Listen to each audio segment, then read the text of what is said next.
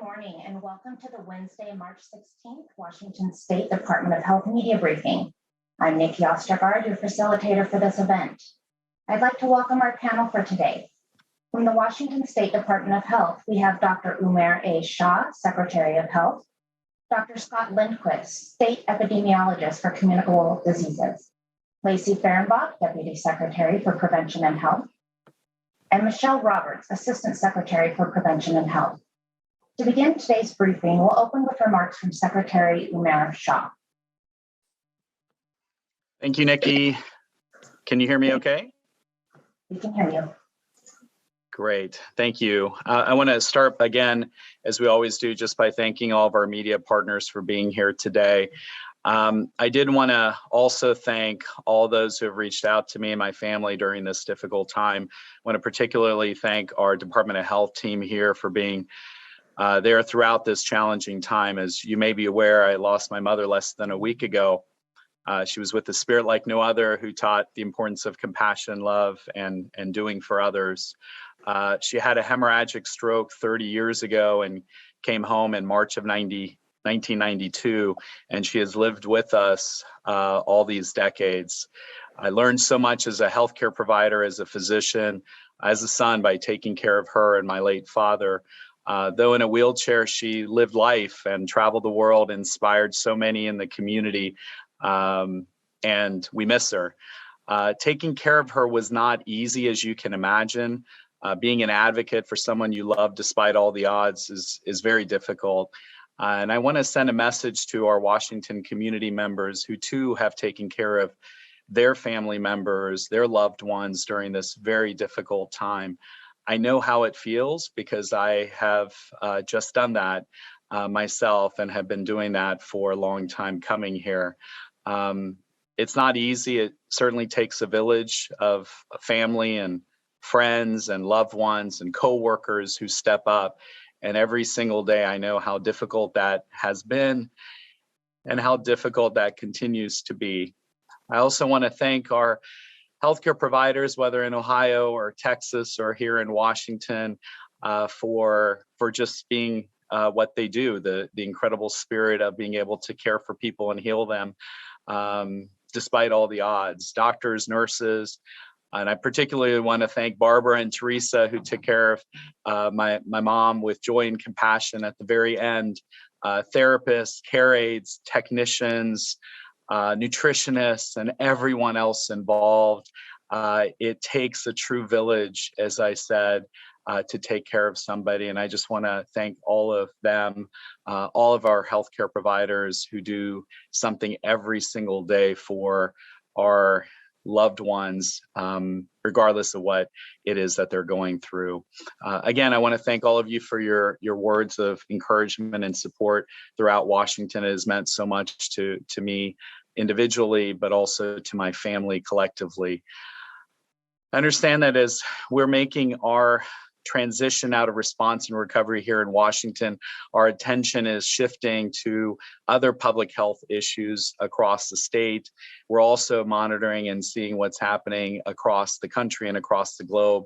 I would be remiss if I did not mention the conflict in Ukraine and continue to say that our hearts are with those impacted by that conflict, but in particular those here in the state of Washington who have loved ones who are impacted by that conflict as well. We, from a COVID-19 standpoint, wanted to come together today to really talk about what we're seeing here in the state and across the country. I mean, the good news is that we are seeing a trajectory of our cases on the decline. We certainly are seeing hospitalizations also decreasing as well related to COVID-19. And some hospitals continue to be stretched and as they manage many issues, including delayed care. We know healthcare capacity is coming back, but it's going to take some time, and there's a lot that's having to be managed in the healthcare system. I've seen it firsthand over the last couple of months, as I mentioned, with my mother's care, but I will also mention that we know that it's happening across the state.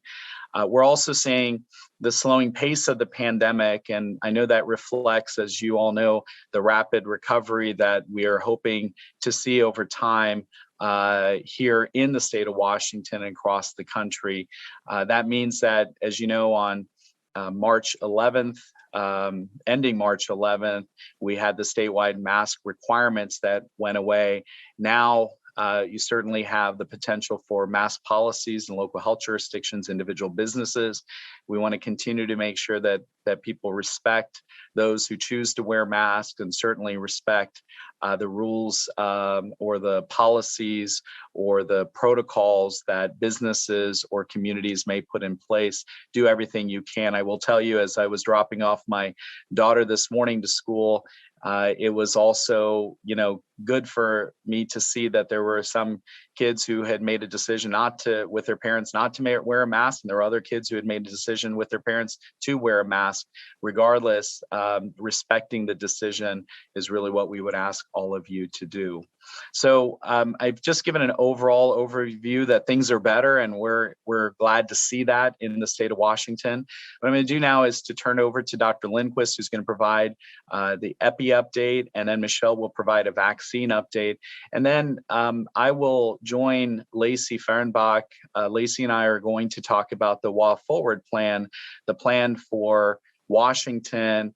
As you know, the governor had alluded to this a couple weeks ago, that we were going to be releasing the plan for Washington, and that's what we're going to discuss and describe at a high level this morning.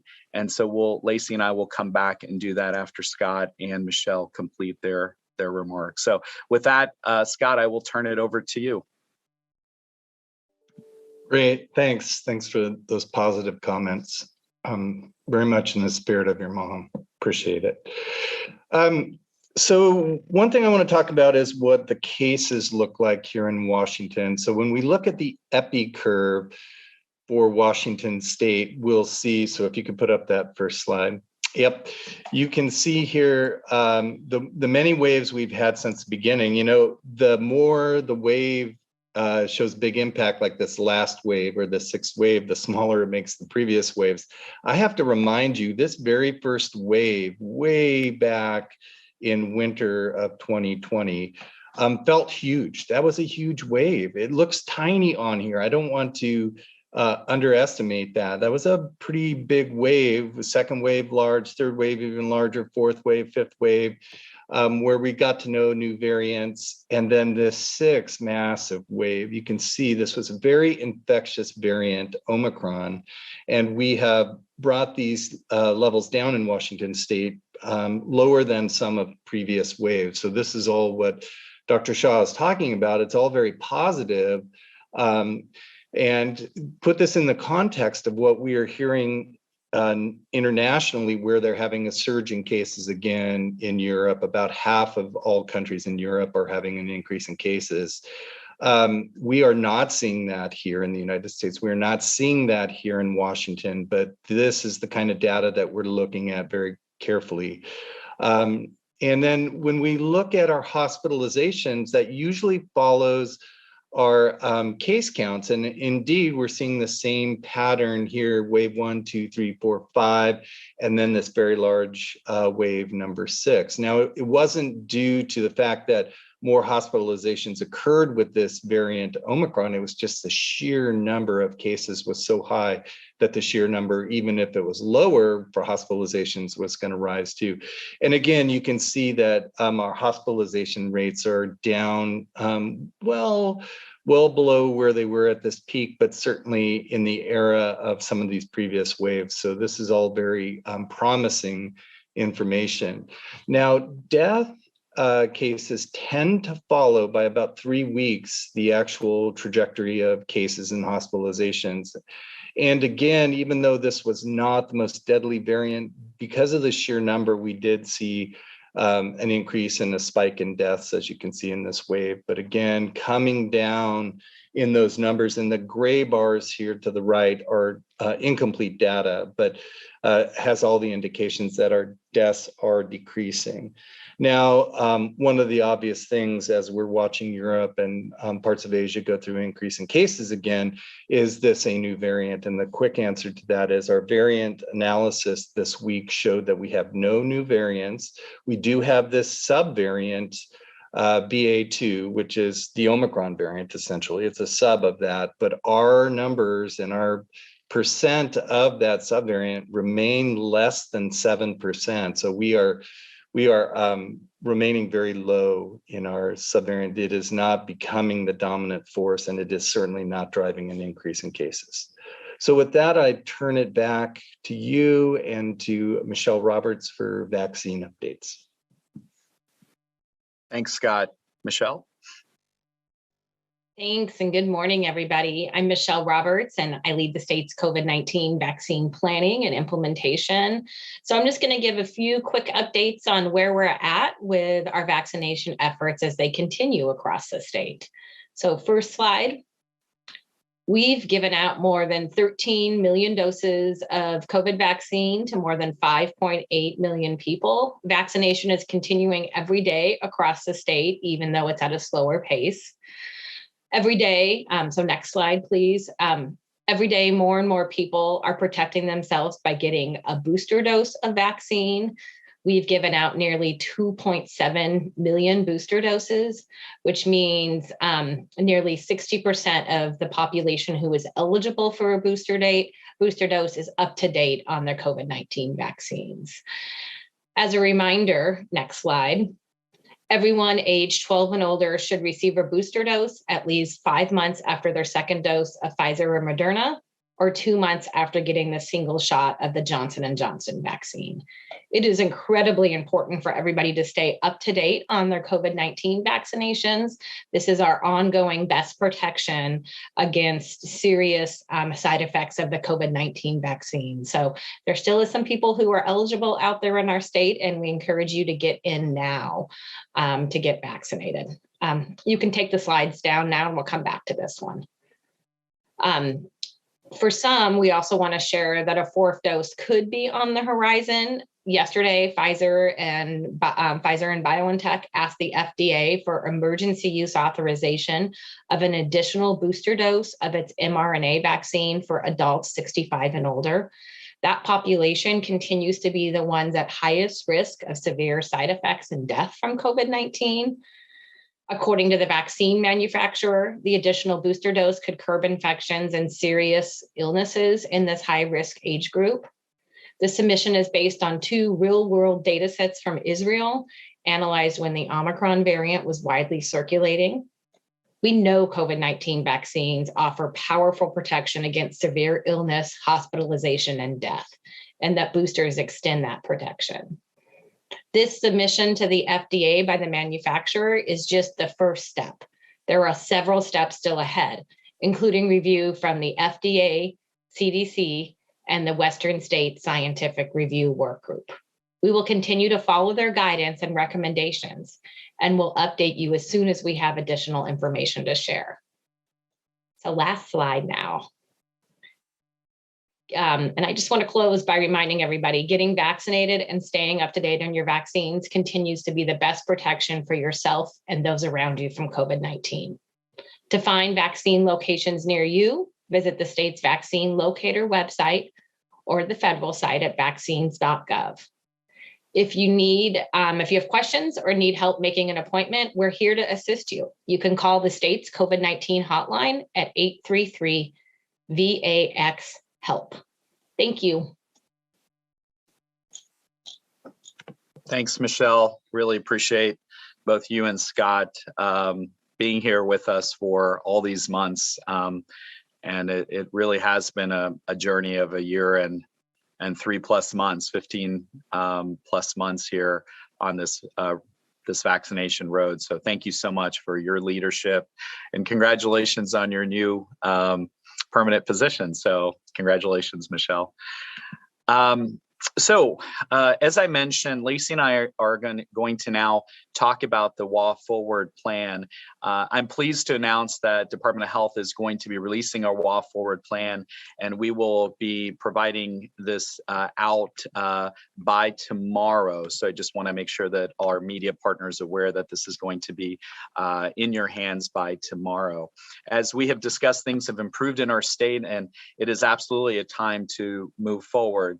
WA Forward is just that plan, and the one that we have really been working on and have laid the groundwork for quite a bit of time now. And I really just want to say, it has absolutely been informed by looking at what other parts of the country and the globe have been doing, and also taking an approach that works for Washington. So taking the best of what we've seen across the country, but also making sure that it's specific to what the needs and the future needs are of the state of Washington and Washingtonians. It's a long-term forward plan to keep people, families, and communities safe, protected, and healthy as we move to this next phase of the pandemic, while continuing to monitor COVID-19 across the country, the globe, and certainly here in Washington itself. The long-term response focuses on 3 elements, and I would say that they're empowerment, prevention, and readiness. And as Michele has mentioned, we've, more than anything else, this real vaccine ability to get people vaccinated across the state of Washington, with 13 million plus doses that have been administered across the state, leading to one of the highest vaccination rates in the country and one of the lowest death rates among states as well. This is really important for us as we continue to not just look at the future, but also remember all the important lessons that we have learned throughout this last 2+ years. The WA Forward plan, and if Nikki and Shelby, if you guys can just pull up the slides here, I'm going to talk through the 3 focus areas. The WA Forward plan has 3 main themes with the focus areas. The first is engagement and empowerment. And this is really about what we can do with communities and businesses and families and individuals to stay safe and protected. And certainly it's guidance and information that we're providing, and also the steps that people can continue to take to be safe as we move forward. The second element is prevention tools and access. And this is really very much focusing on all those tools from vaccines to PPE to tests, everything that we have really found to be so critical in this past road for us to continue to have access to as we move forward. Number 3, system readiness, support, and capacity. This is focusing on data monitoring, disease detection, but also what's happening in our healthcare system, and certainly treatments and therapeutics that are a part of that as well. All of these elements are supported with a series of commitments, 7 of them to the people of Washington as we move forward.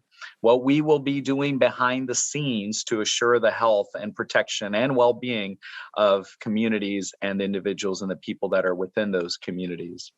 These elements focus on what we have experienced, what we have learned, and what has worked. It also prepares us for the future, regardless of what that future brings.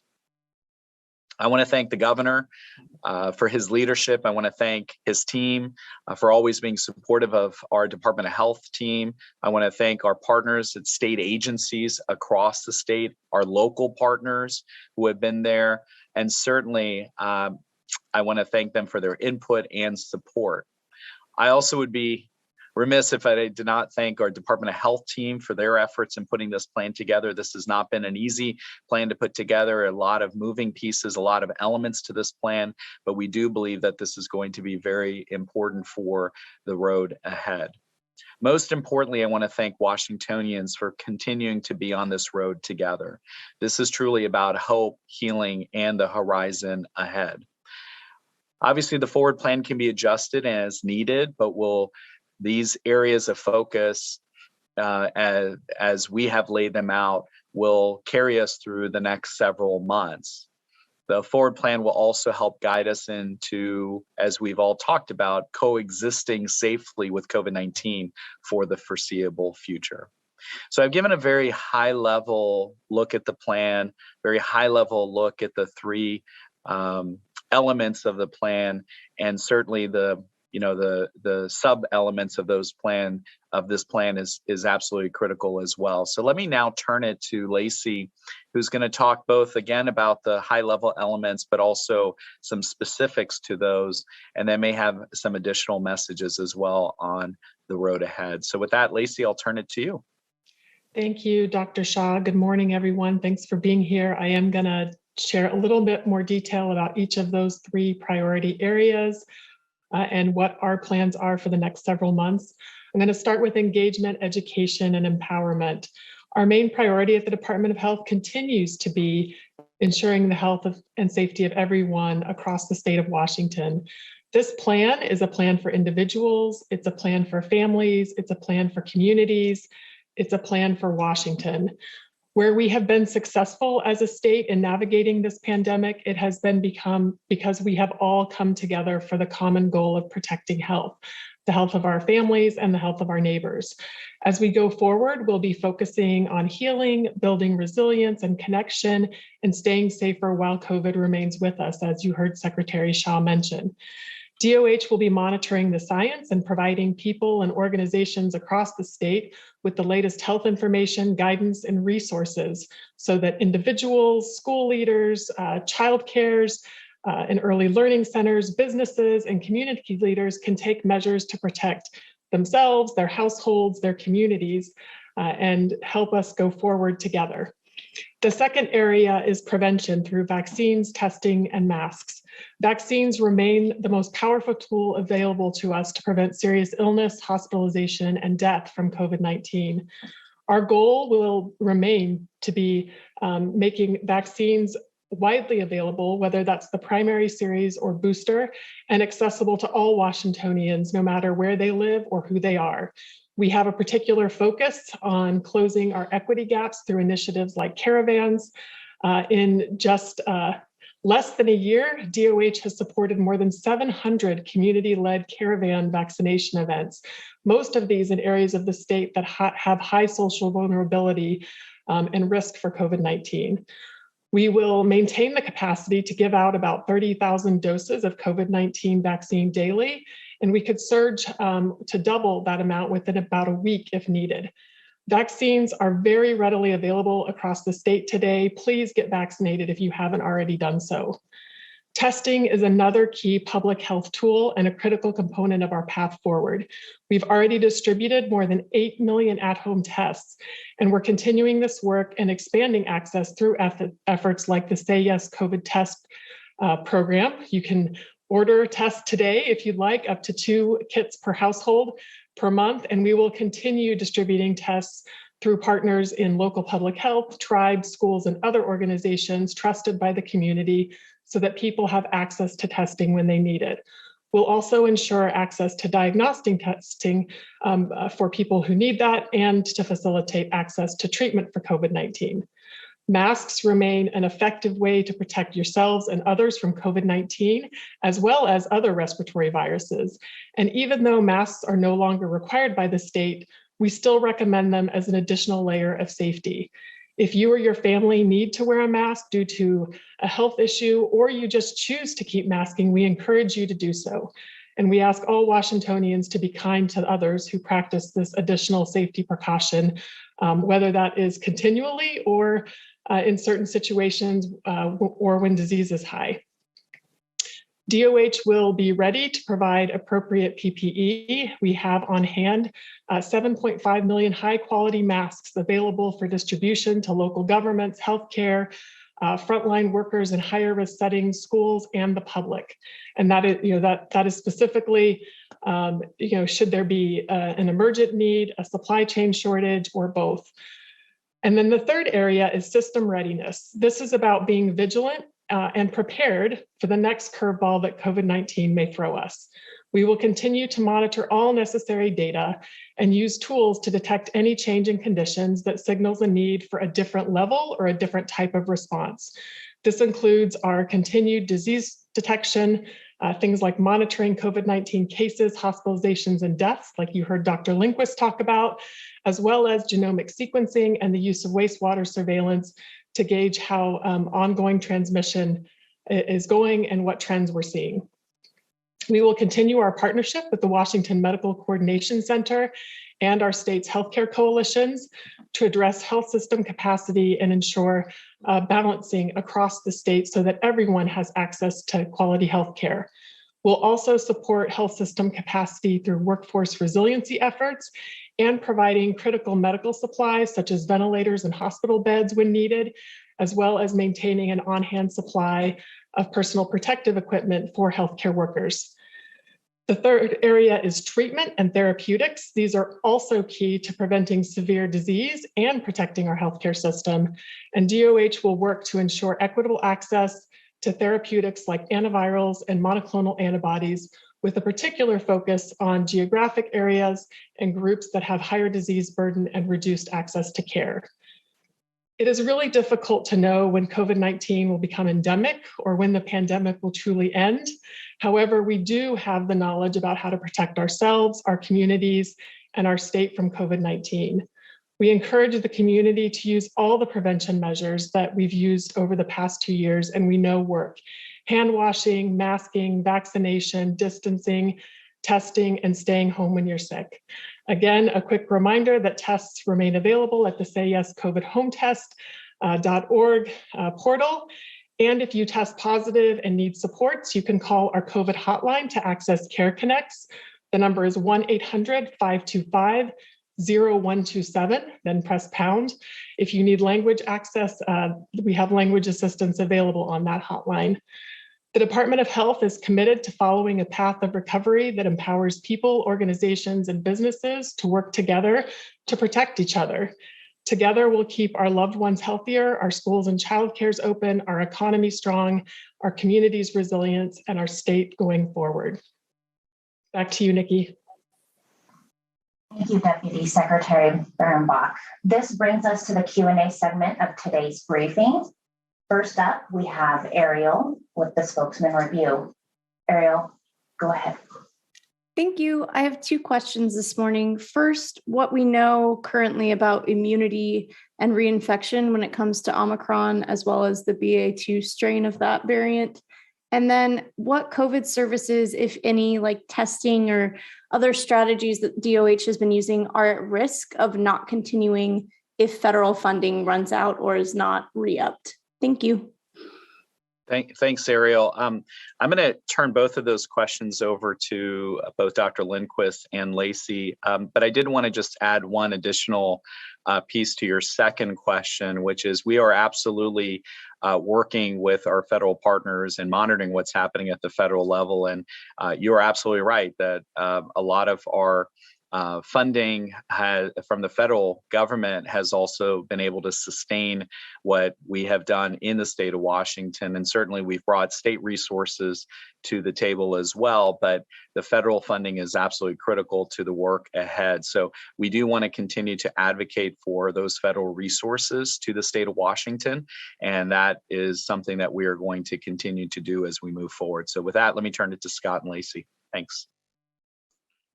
Yeah, Ariel, to answer your question about reinfection with the Ba2 strain. So it's a very complicated question because our best indicators of reinfection are when people get tested, they get reported, and then we can say, hey, you had been infected before.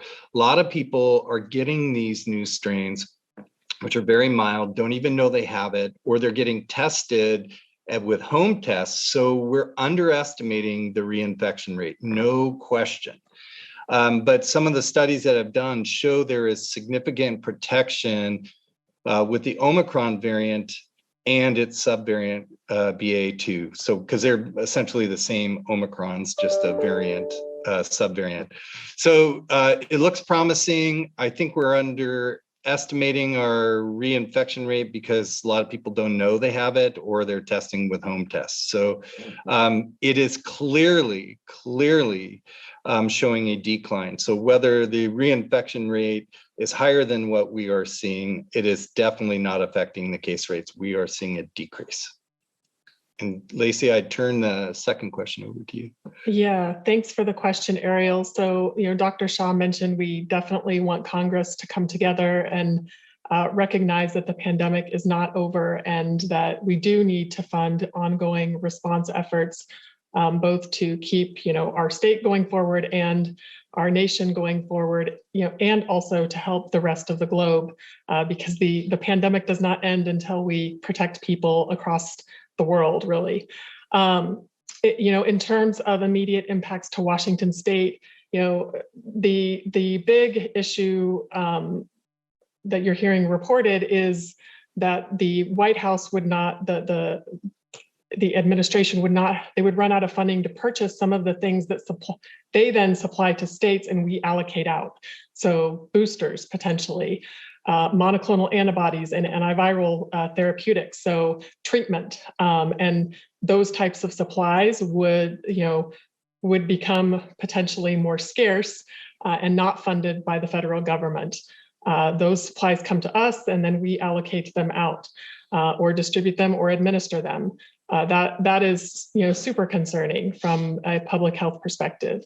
The other piece is that there is an uninsured program that is run through the Health Resources and Services Administration, HRSA, that pays for things like testing, vaccination, and treatment of people who don't have insurance. And that would be without funding potentially going forward. So very concerning. I hope that our national elected leaders can come together and solve this budget issue so that we can keep our nation going forward on this recovery journey, in the most productive way possible.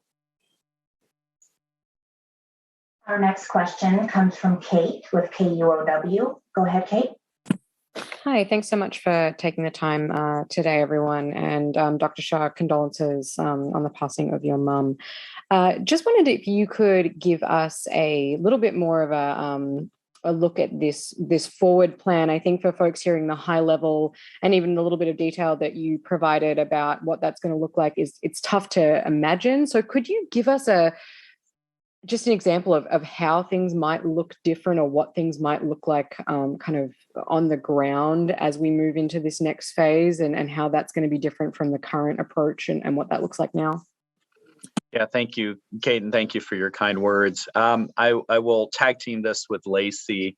Let me just start by saying that, we all recognize that we're at a different point in time with this pandemic than where we have been. Vaccines have been widely available. They've been free. They've been accessible. We've made every effort across the state to be able to get vaccines to people no matter where they are. In addition to that, obviously, we know the importance of masks throughout this pandemic at varying times with levels of transmission that have been up and down. And then certainly, obviously, testing and the importance of people knowing when to test or how to test or what to do when a test result comes back. So what we're doing is, from a commitment standpoint, is looking at what the state wants to continue to focus on and all the things that we talked about, the elements that we talked about, but also in addition to that, to have supply of the availability, if you will, where we can be supportive and assure that we have those supplies available to the public. So as Lacy mentioned around testing or the ability to have masks in our supply chain. So if there is a surge, we're able to get those out to those focus areas where the supplies may not be getting to. So I think what we're really describing as a twofold element of information, education, and empowerment, and the awareness that goes in so people know what their risk is as they're moving forward, and also to empower them with making good decisions based on the tools that would be available. So one is, when do you get a booster?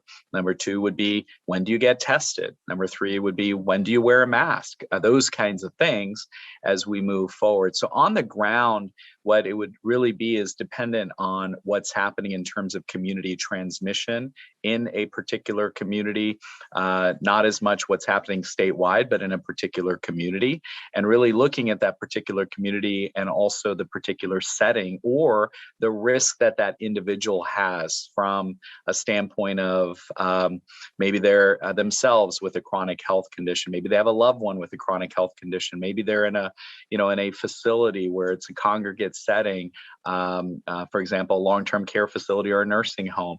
So it just allows us to continue to provide the information also make sure that those tools are available.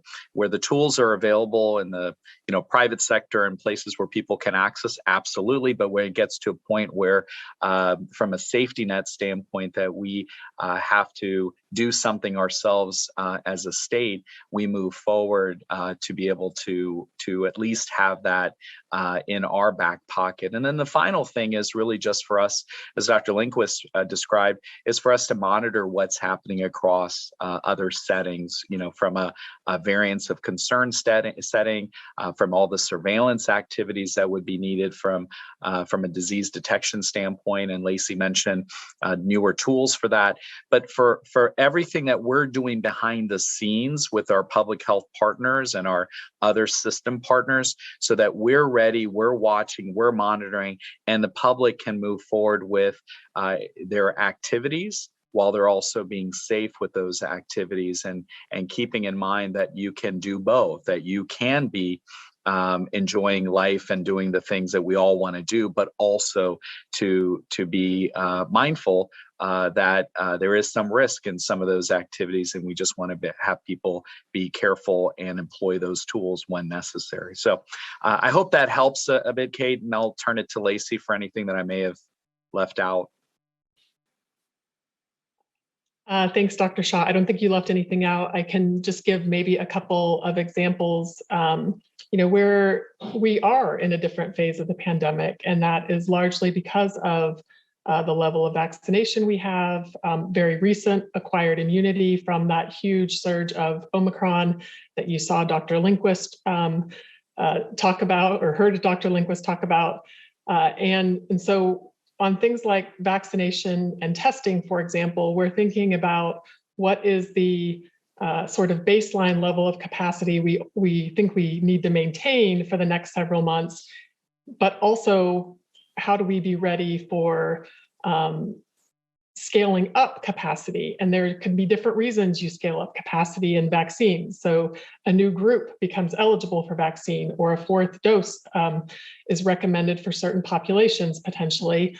On testing, it tends to be driven by increases in disease. So, making sure we're being good stewards of public funds, and also that we're ready when we need to scale up or adjust our response. So that's, those are two quick examples. On antivirals and monoclonal antibodies, these have been in pretty limited supply throughout the whole pandemic. And, we are hopeful that they'll be coming more online in the next month or so. And so, that's actually something like a newer, expanded capacity we're working with our teams to build, so that if there's a wave of disease, all of those treatments are accessible across the state for anyone who needs them, and, it fits the clinical recommendations for receiving them.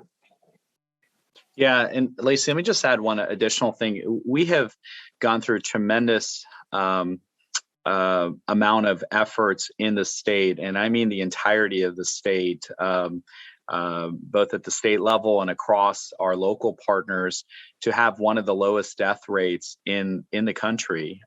We at last look, we were at 4th, 5th, 6th. So we're in that top 5-ish when it comes to the death rate across the country. And that's something that when Lacy is talking about surge, I mean, we absolutely want to continue to protect people. And this is why it's so important, though, for us to empower people with the information so they know what to do with those tools, right? So if you have a test and somebody tests and gets a positive result or a negative result, and they don't know what to do with that result, that is something that we want to continue to provide information on what to do with those results so that they can make good decisions as they move forward with their daily activities. So I think that's the key message for us. And then it really gets back to this place where we've talked about empowerment is not just about COVID-19, but it's all the whole host of other things that make all of us healthy, right? Our physical health, our mental, emotional, behavioral health, our spiritual health, making sure, we're exercising and taking vitamins and getting sleep, and, all the other things, all the other vaccines that we want people to, for their children and as adults, and their own, heart disease, and preventing diabetes and strokes and falls in elderly, et cetera. There are so many things that we want to make sure that people are continuing to focus on in addition to COVID-19. And so it's really about empowering people to continue to remember that it's a whole spectrum of health for the individual and the community. So that all is what we really want to move forward with. And so that's going to be more in the details as they come out tomorrow. Thank you. We have 4 more reporters in the queue. Next, we'll go to Nicole with Cairo. Nicole, go ahead. Good morning, everyone. And Dr. Shah, my deepest sympathies for your loss. I'm wondering, this surge in Europe that's happening right now, it reminds me a little bit of what happened with Delta, where at first it was worse in other areas of the world. We weren't so worried about it here, and then boom, we got hit with it really hard. So how do we know that the same thing isn't going to happen a month or 2 down the line here? And if that were to happen, I mean, what are the chances that we might see some of these restrictions coming back, and what would those restrictions look like?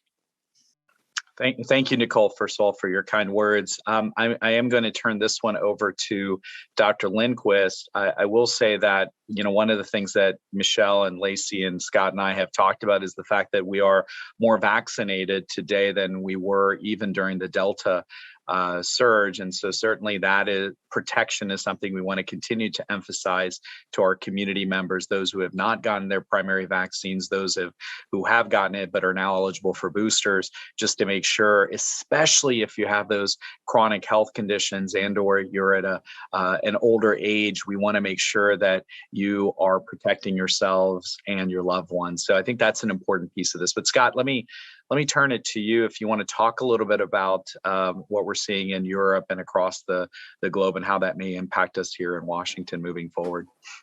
Yeah, and I think first and foremost, I'll have to say we aren't going to be able to predict whether that's going to happen here or not a month down the road. But we have all the surveillance methods in place to look for any new variants and to look for any rise in hospitalizations, cases, or deaths, no question.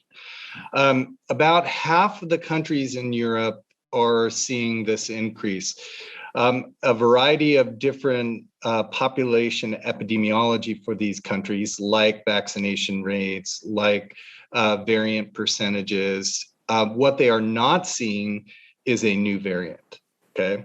They are seeing Omicron be the predominant variant. They are seeing this expand into areas where people were not infected before. So for us, it could be people that are unvaccinated. So again, like Dr. Shah said, we know all the tools. Lacy and Dr. Shah laid this out with forward plan. We have all the tools on how to prepare ourselves and prevent this from going forward. I have a lot of confidence in our ability to look for new variants. We have one of the strongest genotyping programs in the country. We genotype more percentage of our samples than almost every other state. So if we see a new variant coming or an increase in any of the subvariants, we'll be the first to know. And we are not seeing that right now. Like I talked about earlier, people are really concerned about the Ba2 or the subvariant of Omicron. It is not proven to be more infectious, more deadly, more serious. And it remains at a fairly low level in Washington state. Yes, we have detected it for a month plus now, but it has not had the rapid increase like the initial Omicron variant. So I think with knowing that we have tools to prevent this from happening, just as a matter of people adopting them, and the ability to do surveillance to make sure we're not seeing it coming is something that I feel very confident about.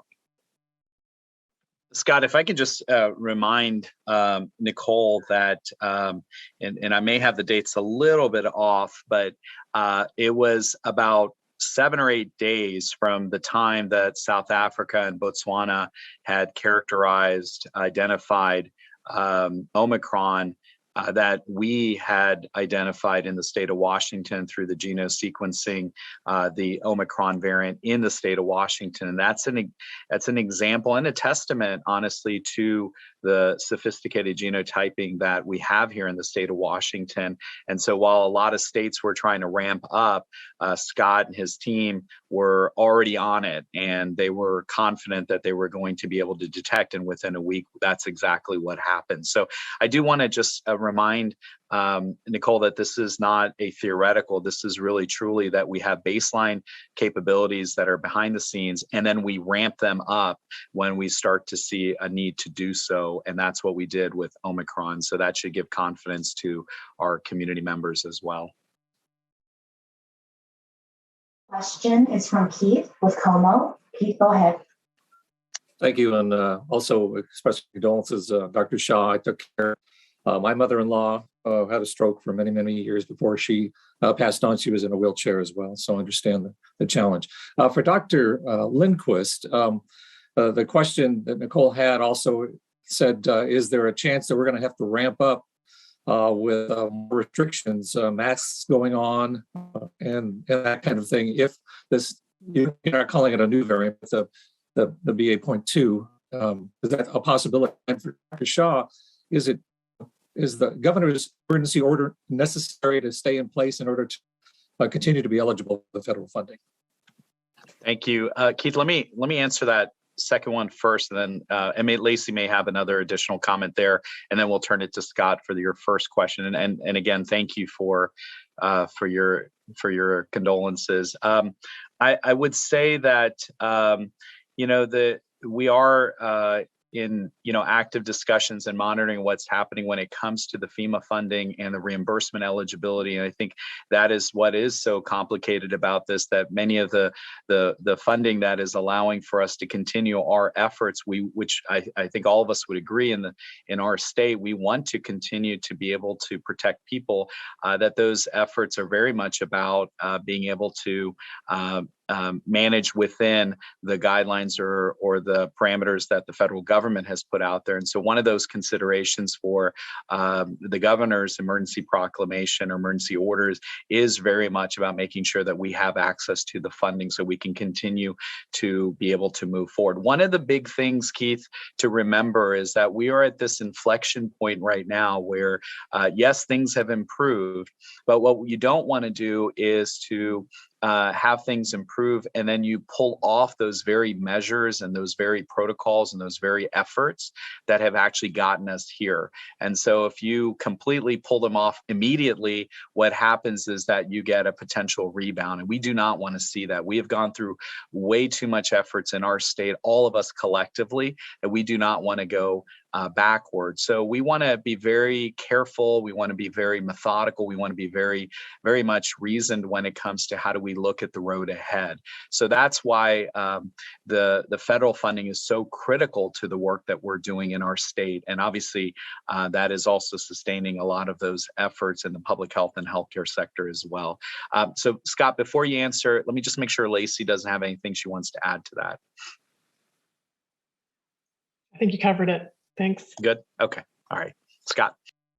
Yeah, so I've got two new heroes here. I've got Keith and I've got Umair, who have taken care of their mothers and mother-in-laws after a stroke in a wheelchair. Kudos to you guys. That is a ton of work. I do understand that. Keith, yeah, just to be very clear, this is exactly what the forward plan has built into it, ability to do surveillance and looking for any new variants or an increase in cases, hospitalization, that would require us to use evidence-based practices if we need to again, meaning worst case scenario, we get a new variant that is way more infectious. We see our case rates go up. We won't be surprised by this. We'll see it coming. We'll pick it up through genotyping. We'll pick it up through our epidemiology, and we will make recommendations appropriate for that variant and what's needed, whether it's a new vaccination, whether it's masking, whether it's, again, social distancing issues.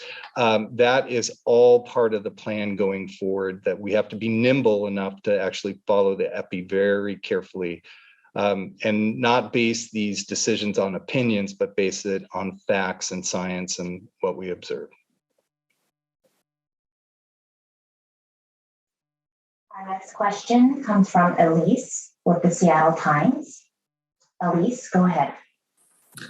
Hi, good morning. Thank you so much to you all for being here, and condolences, Dr. Shah, as well. I was wondering if, we've heard so much about challenges for healthcare workers in hospitals and in terms of short staffing and lack of capacity. So can you, either Lacy or Dr. Shah, can you kind of talk a little bit more about if there's any kind of support or longer term planning for healthcare systems capacity in the Walk Forward plan? And then number two, I think, Lacy, you did get at this a little bit already, but we have, of course, seen dips in trends and relaxation of mitigation requirements in the past, only to face new surges. So what is kind of the thinking about the plan being introduced now versus during any previous lulls?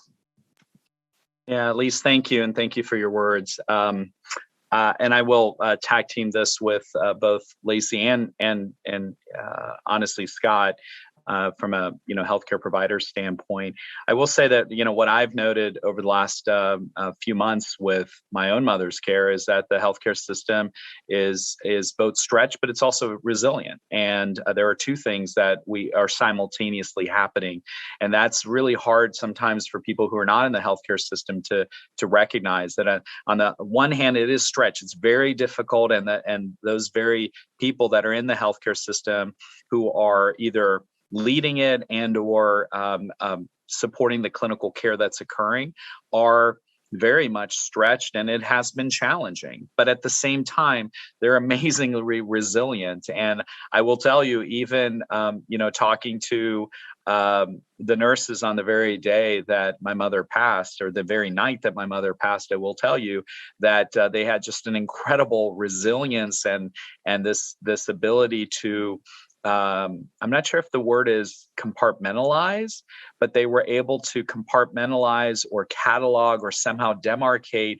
what was occurring in their minds and their own bodies and their own spirits about approaching healthcare, but at the same time recognizing how difficult it was. So they were still doing the work and doing that work, but they were also amazingly resilient about it and still had the smile and the ability to be compassionate and the ability to still give their patients the incredible care and compassion that they so deserve across the state. And that is not something that was just in my individual setting.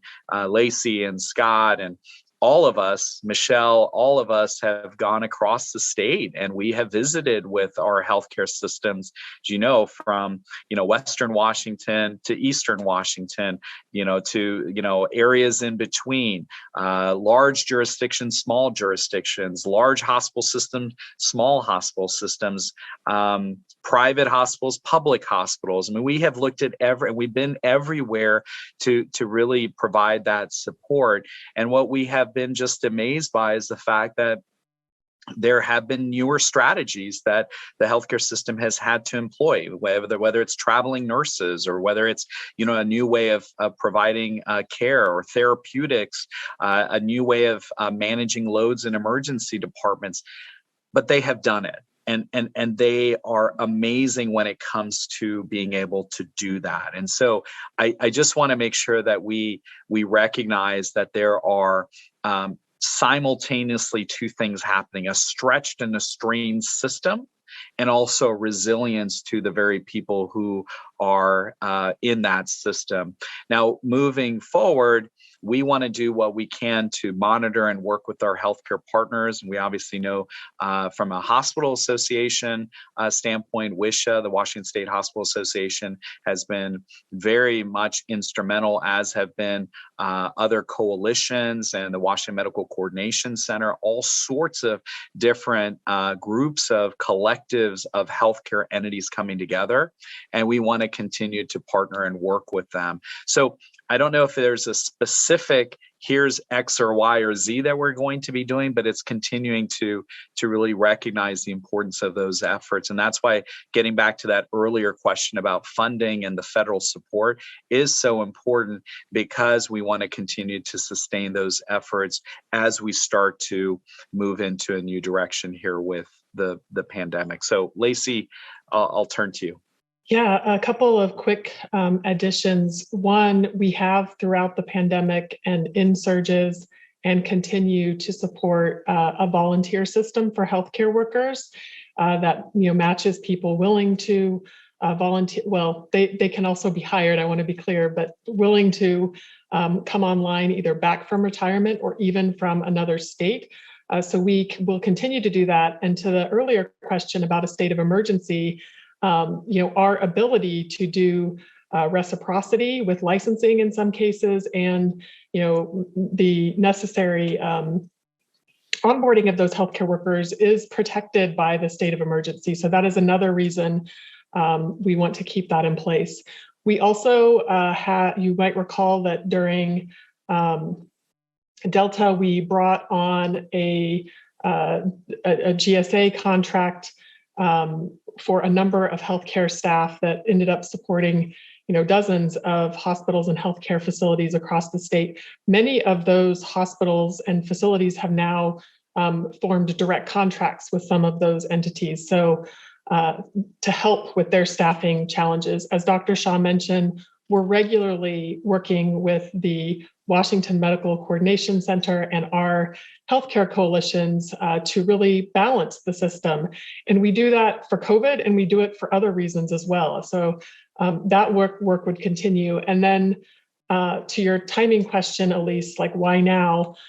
Something, I think as we started our descent from Delta, we were thinking about what the long-term might look like for COVID. And also, I think many of us recognized it was going to be a pretty challenging and uncertain winter with just respiratory virus season, not knowing what flu might look like in the year. And so I think the combination of going through that huge Omicron wave, being at the time of year where a lot of respiratory viruses start declining, seeing our trends for COVID over a typical year, it did seem like we have a good opportunity now to paint at least a several month view of what our response and journey through the pandemic might look like. And I do think something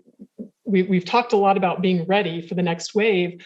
I think the other thing we really want people to focus on is this is about hope and seeing hope on the horizon and moving forward and healing from this really, really, catastrophic time our society has been through over the past 2 years. And I'd like to leave this on a positive note. So during this pandemic, one of my daughters went back to nursing school and graduates next month. And I have seen the hope within this group of students going into healthcare who have lived through this horrendous time, have done their formal training during this time, and are still eager and are very supportive of the healthcare system. As Dr. Shah said earlier, I have complete faith in our healthcare system here in Washington State. It is resilient, it is flexible, it is creative, and as with my own daughter, it has hope. There is a new group coming forward from this. Our final question is Sally with the South Seattle Emerald. Sally, go ahead. Thank you for taking my question, and condolences to you, Dr. Shah. I want to ask a question of Michele, perhaps. In regard to boosting, I just want to be absolutely certain. I have a screen capture from the demographic breakdown of those boosted in Washington State, and please confirm for me. It looks like both Black and Hispanic residents are below 50% boosted. So I have a follow-up. If you'll just confirm that I'm reading, there's pale, purple, and dark blue, and the boosted percentage.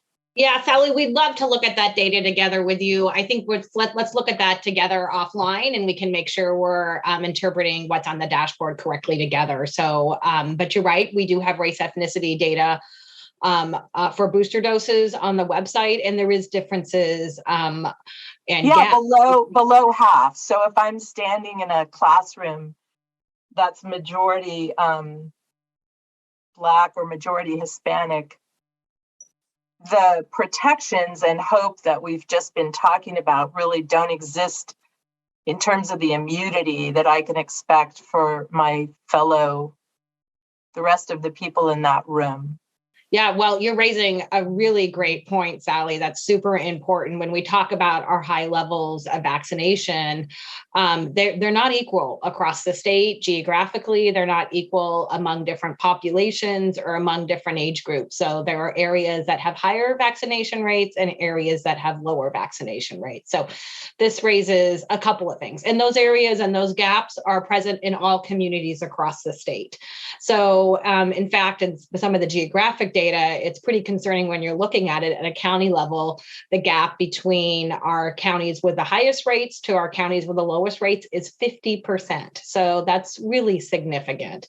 That's why we continue to talk about the importance of vaccination, why we continue to offer vaccination services, why we continue to especially make sure our efforts are culturally and linguistically appropriate and work on our equity efforts to close the gaps.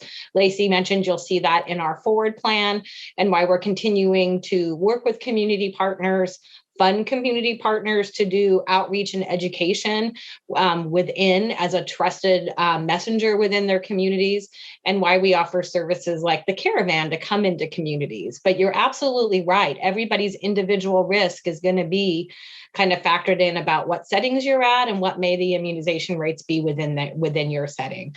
And so we'll continue to, you'll see in the forward plan, to make sure vaccine is readily available and work on strategies to continue to try to close those gaps.